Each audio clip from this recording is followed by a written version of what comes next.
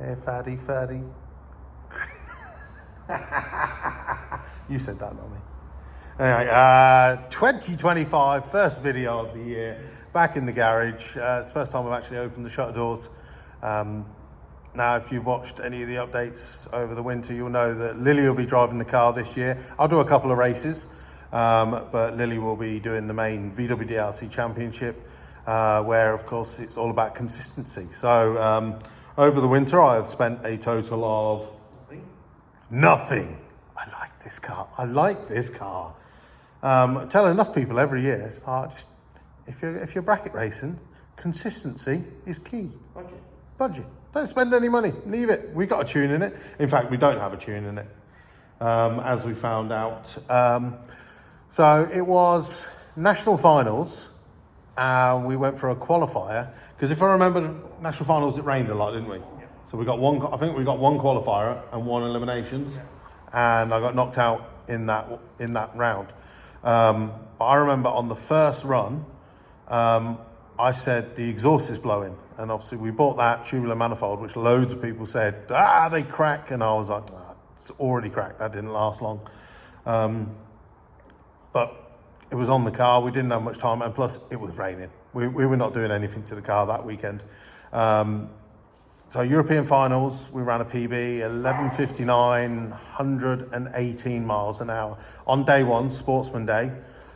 After that, it dipped down to like 114. We didn't know why. The ET jumped up to like 11.8, and we just put it down to track prep at European finals. The level going from Sportsman Day to professional days was just drawing out the power, and obviously compared to a lot of the cars running that weekend, we were relatively small power. Yeah. So we just left it like that, and all we did was we were like, I think, changing timing. Yeah, just settling boost pressure and altering time. That's it. So just adding an extra power, just trying to get the mile an hour back to 118. So roll round to national finals.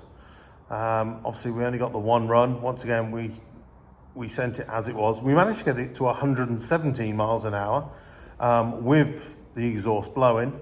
And then it wasn't until, I don't know, October, November, some sort of time, I came into the unit basically to dump out the coolant for the winter, started the car up, and because we're inside, you could hear an audible difference, and you could hear that the exhaust leak.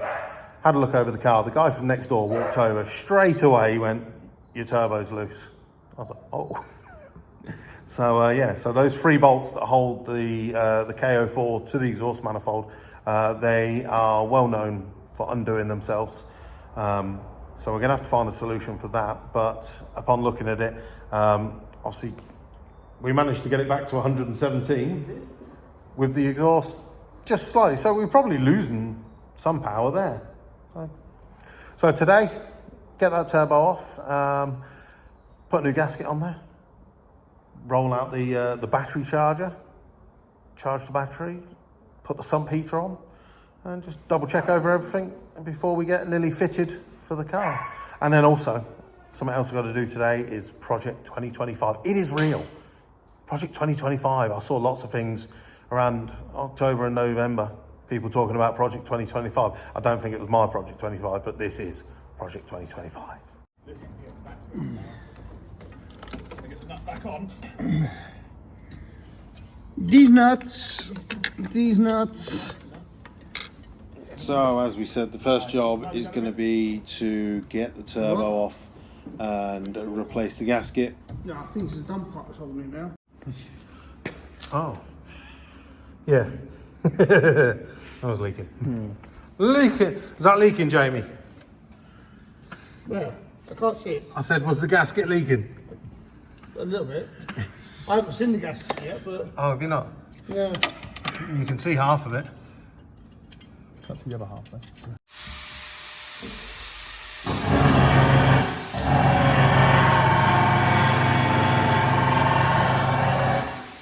With the turbo all bolted back on, we just got to put all the charge pipe back into place, and as you can hear, Jamie is in the car with a grinder, just trying to get rid of a couple of little bits of excess metal. You know, every gram helps in drag racing.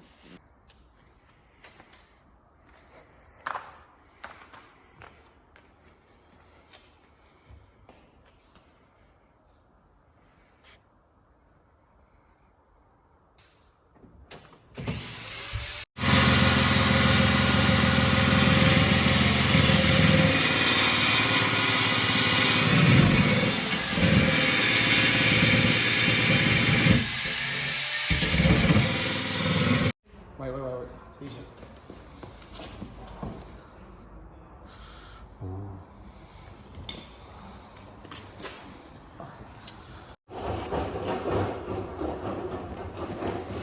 now I'm sure you're wondering, what the hell is Project 2025? It's not a political movement. It is basically the Mark II Golf that has been sitting in the corner of the unit since, I don't know, 2017, 2018. Basically, it's a road car. It's my go-to Santa Pod car. It is not a race car. But it's been sitting there for so long, I need to get it on the road and used, because basically at the moment it's just sitting there gathering dust and is worth money, really.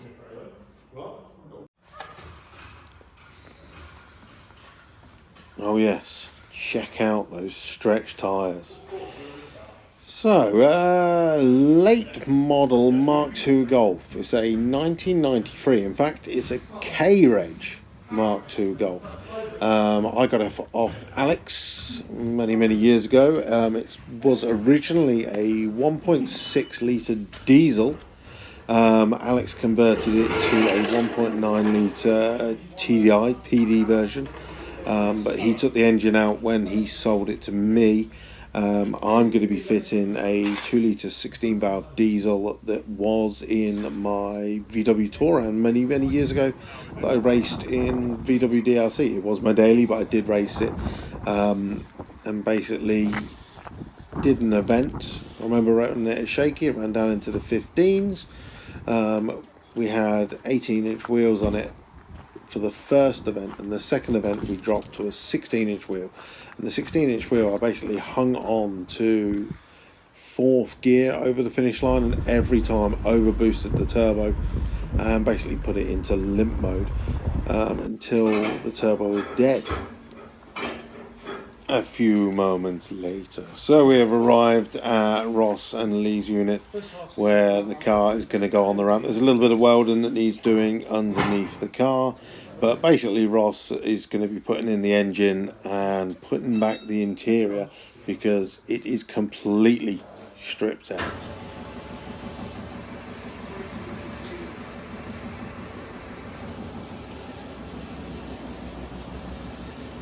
To the eagle-eyed viewers, you may be looking at those drive shafts going, they don't look quite standard. Well, they're not. They are a mixture of Mark III CVs going into a Mark IV CV, obviously cut and shut drive shafts. This has been converted to run an O2M gearbox, so we've got the 6-speed gearbox.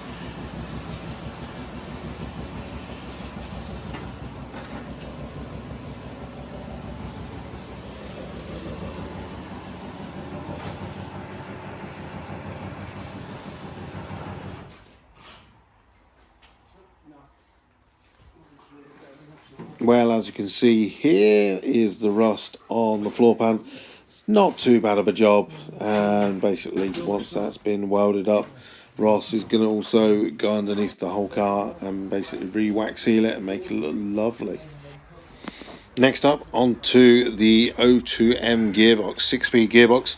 It is a petrol casing with the TDI gears from a Skoda Fabia, meaning that the gearing should be ratioed correct with a 15-inch wheel.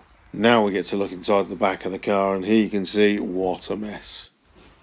Well, the engine has actually been under here for about 2 years now, so it's collected quite a bit of dust. That's going to be needed to be cleaned up.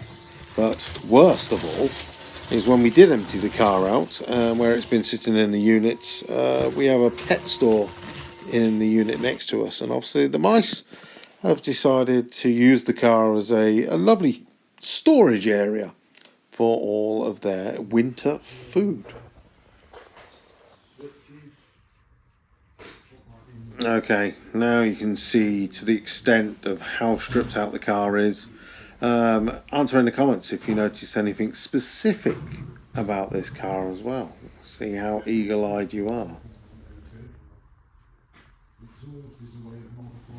Now, as I said earlier in the video, when we were at Shaky, we kept overboosting that stock turbo It had already been wound up quite a lot, so Bennett. that got damaged. And of course, we sent that off to Grant Parker at GP Turbos, VWDLC sponsor, and also supplied the KO4 on the race car. So it made sense to send it to him. He's told us this will be now capable of around about 230 horsepower. Much better. Nice and clean, fresh. And of course a billet wheel. There you have it then, your introduction to Project 2025. The dragster will be coming, but I need to get this done first. It needs to be out of the unit. It needs to be on the road.